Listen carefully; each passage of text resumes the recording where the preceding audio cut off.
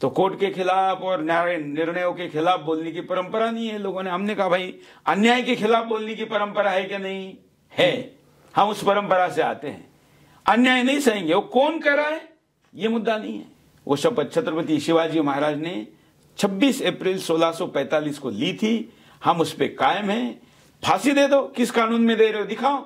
अगर हमको देनी है तो ओवैसी जिसने माता सीता से लेके राम जी की माता से लेके भारत माता से लेके 100 करोड़ हिंदुओं से लेके सबके लिए क्या कहा था सब जानते हैं, सब जानते। तो उसको निर्दोष छोड़ दिया।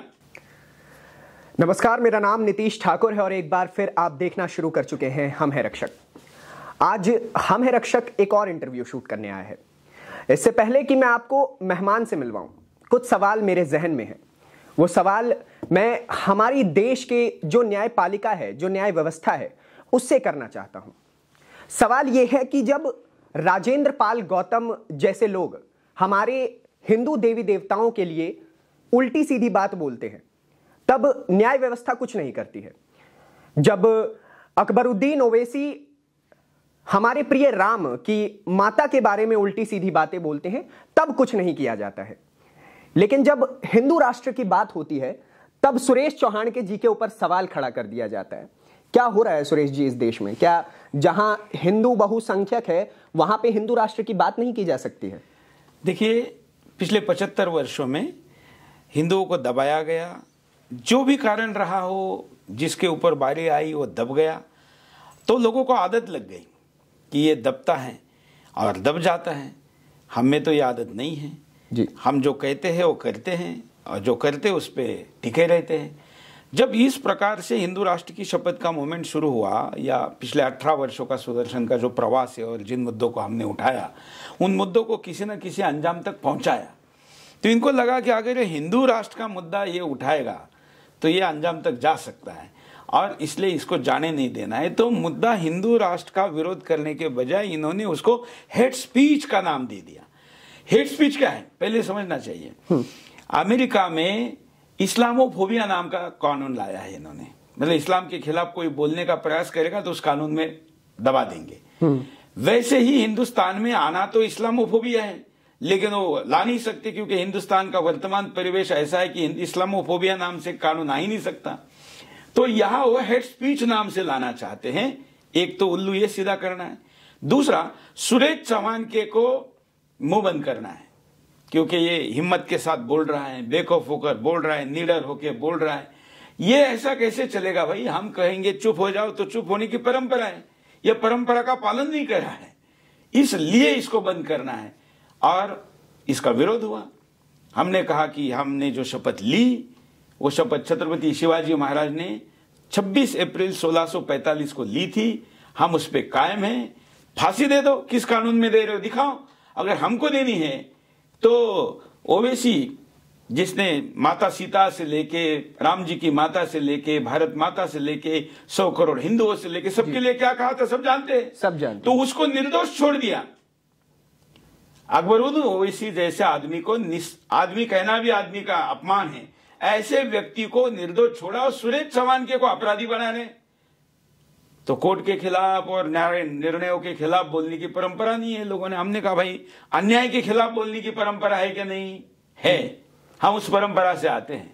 अन्याय नहीं सहेंगे, वो कौन कर रहा है ये मुद्दा नहीं है जी, वो कोई भी करे, और इसलिए हम बोल रहे हैं और हम अपने मुद्दे पे कायम हैं।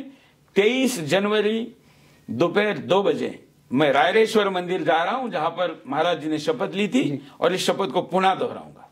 इस शपथ को आप पुनः दोहराएंगे, लेकिन उससे पहले मेरा एक छोटा सा सवाल है। सवाल यह है कि सुरेश चौहान के जी की तरफ से जो हिंदू राष्ट्र की परिभाषा क्या है वो समझना बहुत आवश्यक हो जाता है, क्योंकि हमारा देश शुरुआत से ही यहाँ पे हिंदू मुस्लिम सिख ईसाई सभी रहते आ रहे हैं।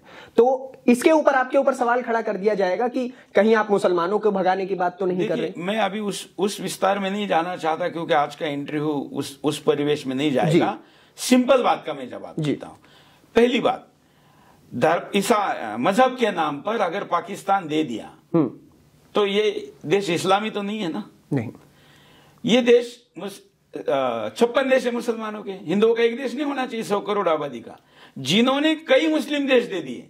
केवल पाकिस्तान ही नहीं, बांग्लादेश भी हमने दिया और भी दे दिए।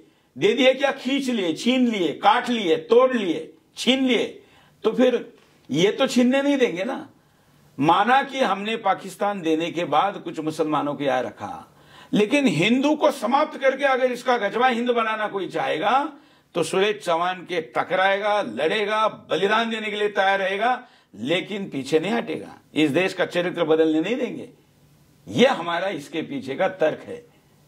जी, अब आपकी इस संदर्भ में तो हमने बात कर ली, लेकिन मैं अभी हाल ही में कुछ बयान दिए गए हैं, मैं उन बयानों के बारे में जानना चाहता हूं कि आपके विचार क्या है।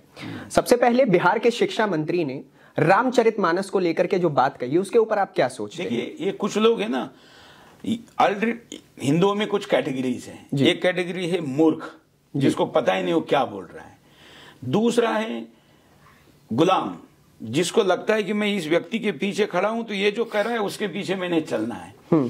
तीसरा है क्रिप्टो क्रिश्चियन, जो कि ऑलरेडी हिंदू धर्म छोड़ चुके हैं लेकिन नाम हिंदू है। और चौथा है मुस्लिम अपीजमेंट, कि हिंदू के खिलाफ बोलेगा तो मुसलमान को अच्छा लगेगा। और अभी जो न्यायिक व्यवस्था ने जिस प्रकार से आपको घेरा है, इससे बचने के लिए क्या प्रक्रिया की जा रही है आपके द्वारा? नहीं, ये कोई बचने बिचने का क्या होता है? क्यों बचना है? टकराना है? बचना क्या होता है? बचने वाले प्राणी अलग होते हैं जी, लड़ने वाले अलग होते हैं। जब गलत किया ही नहीं है, बचना क्यों है? यही बचना इसलिए ना क्योंकि वो हम पे पकड़ना चाहते हैं, तो पकड़ के दिखाएं। मैं तो कह रहा हूं फांसी दे दो ना, ये तो बचना बिचना बहुत छोटी बात है, पकड़ना बहुत छोटी बात है। क्या अपराध है मेरा? क्या अपराध है? ईरान से लेकर इंडोनेशिया तक का मेरा भूमि छीन गया। आज 30% भूमि हमारे पास नहीं है। ये इसके बारे में बात करना अपराध है। और जो 30 बची है उसमें 9 राज्यों में हम अल्पसंख्यक हैं।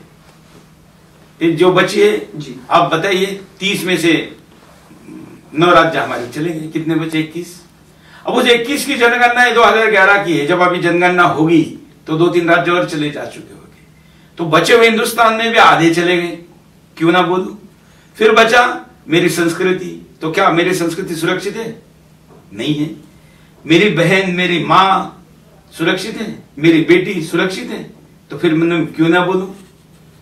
तो मेरा क्या सुरक्षित है इस देश में? 75 वर्षों के हिंदुस्तान में जिसको बनाए रखने, बचाने के लिए, स्वतंत्रता के लिए बलिदान देने वाले हिंदू को मिला क्या? आज भी टैक्स वही दे रहा है। जज साहब भी मेरे टैक्स पर अपना सर्वोच्च न्यायालय चला रहे हैं। तो हमें मिला क्या? जो हमारा जा रहा है वो तो बचाने दीजिए। तो मैं अपराध क्या कर रहा हूं ये तो बताओ। हिंदू आतंकवाद कहने वाले चैनलों को इन्होंने क्या कार्रवाई की? बुरखादत पे क्या कार्रवाई की इन्होंने जी?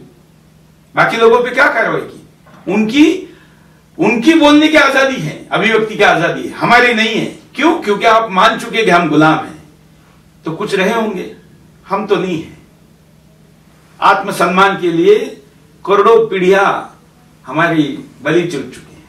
मुझे किसी नेता ने, अभी भी नाम में जो हिंदू नाम लगाता है, वो मुस्लिम नेता ने ट्वीट किया था कि डर गए क्या? हमने कहा अरे डर के जिन्होंने नुन्नी काट ली, वो निडर होकर जिन्होंने गर्दनें कटवा दी, उनको पूछ रहा है, हमको भाषण दे रहा है। ये क्या होता है? अरे डर नाम का सवाल ही नहीं है, ना बचना है। डर, अब मेरे ऊपर आज सैकड़ों FIR है, लेकिन ये क्या किसी की लैंड ग्रैबिंग के है, चेन स्केचिंग के है, भ्रष्टाचार के है, किसके है? मेरे धर्म के प्रति बोलने के। तो मैं उस पर कायम हूं ना। ये मेरा फंडामेंटल राइट है और मैं इस पर कायम हूं। इसलिए बचने की सवाल ही नहीं पैदा हो रहा। बिल्कुल। एक सवाल आपसे ही लेना चाहूंगा। अभी हमने आपका सुदर्शन न्यूज पे आपका कार्यक्रम बिंदास बोल देखा था। बिंदास बोल में जब आपने दिखाया कि अलग अलग मस्जिदों में आपके ऊपर FIR दर्ज होने के कारण मिठाई बांटी जा रही है, तो क्या कहना है इसका? आप बताइए ना। मतलब अच्छा है, मेरे बहाने भी क्यों ना हो मुसलमान अच्छी चीज खा रहे हैं, लेकिन ये हेट कितना है हमारे प्रति, कितना हमारे प्रति द्वेष है। ये द्वेष किसने लाया? ये जज के कमेंट ने लाया। भाई जज मुझे दोषी कहे, लिख दे, कोई प्रॉब्लम नहीं, लड़ेंगे उस पर, बात करेंगे। आप लिख नहीं रहे, आप बोल रहे, आप कमेंट कर रहे, उससे हमारा चरित्र हनन कर रहे, डिफॉर्मेशन कर रहे, वकील कर रहे, और हमें बुलाया तक नहीं जाता, नोटिस तक नहीं दी गई है कि आप अपना पक्ष रखो। हमारे बारे में आपने दर्जनों इंटरवेंशन एप्लीकेशन स्वीकार की और हर स्वीकार करते समय उस पर आर्गुमेंट हुए, बातें हुई, और हम है ही नहीं, हमारी बात सुनी नहीं जा रही। अब तो मैं स्वयं कोर्ट में खड़ा होकर अपनी बात रखने वाला हूं, हम वकील नहीं करेंगे। ये आप हमारे कैमरे पे वादा हाँ, कर रहे हैं? आपके कैमरे पे बोल रहा हूं, ये तो मैं लिखित में देने जा रहा हूं सुप्रीम कोर्ट में, लेकिन कैमरे पे पहली बार आपके बोल रहे हैं। चलिए, एक और सवाल आपसे लेना चाहूंगा, क्योंकि आप ना केवल एक पत्रकार हैं, ना केवल सुदर्शन न्यूज के संपादक हैं, लेकिन ये मिठाई वाली बात रहेगी ना अधूरी। हाँ, ये कर लेते हैं। जी, तो मिठाई बांटी जा रही है, दूसरी तरफ एक ये मिठाई बांटने के बाद देश के कई मंदिरों में ब्रेली पूजा हो रही है, कई जगह यज्ञ हवन हो रहे हैं, कई जगह पर लोगों ने व्रत उपवास रखे हैं। हालांकि मैंने कहा गांधी के तरीके से मुझे नहीं पसंद है। ये ठीक है कि आध्यात्मिक शक्ति के लिए उपवास तो मैं भी करता हूं, लेकिन ये अनशन या वो चीजें ना करें, मेरे स्टाइल के आंदोलन करें।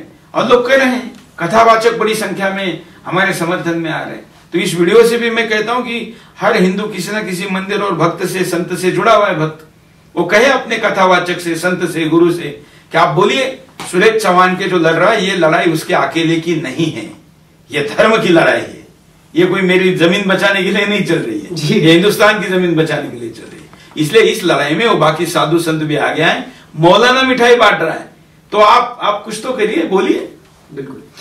तो वैसे भी हमारे धर्म में कहा जाता है कि धर्मो रक्षित है रक्षित, तो वो करेगा। लेकिन दूसरी ओर ये भी कहा जाता है धर्म हिंसा तथैव च, तो इस पे भी खड़ा होना है क्या हिंदुओं को?